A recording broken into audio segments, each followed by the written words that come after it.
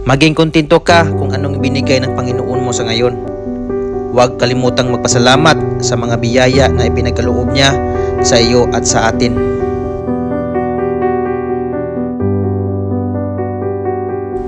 Alam ko at alam mo na kaya mo pang higitan kung anong meron ka ngayon. Basta ito lang ang tandaan mo. Huwag mong kalimutang lumingon kung anong meron ka noon at huwag baliwalain ang mga taong naging tulay kung anong meron ka ngayon.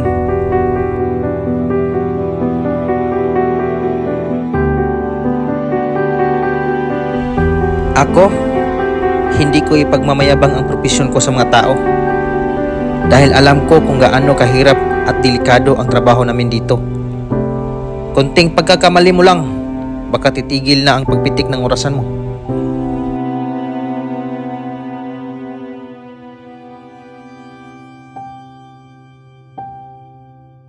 Siguro kung lumaki na ang mga anak ko at kung ako lang ang masusunod sa kukunin nilang kurso, simple lang ang sabihin ko, ayokong maging katulad sila sa propesyon ko.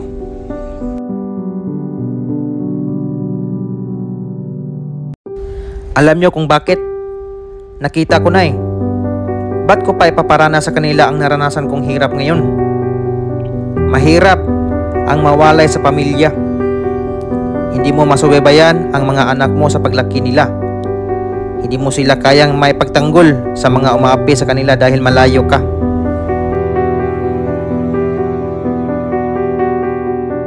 Pero ito lang ang maipapangako ko o namin sa lahat ng mga OFW. Kaya naming ibigay ang magandang buhay para sa inyo. Yan ang dahilan kung ba't kami nakipagsapalaran sa malayo, kapalit ang oras na para sana sa inyo.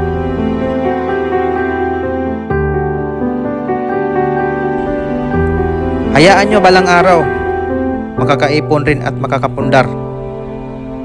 Baka hindi na ako lalayo sa tabi nyo.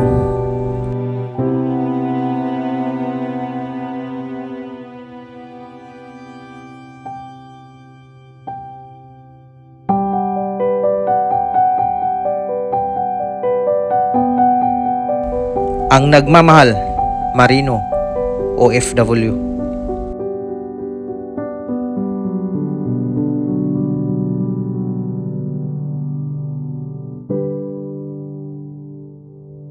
Maraming salamat po sa panunood. Mabuhay ang mga Marino at OFW.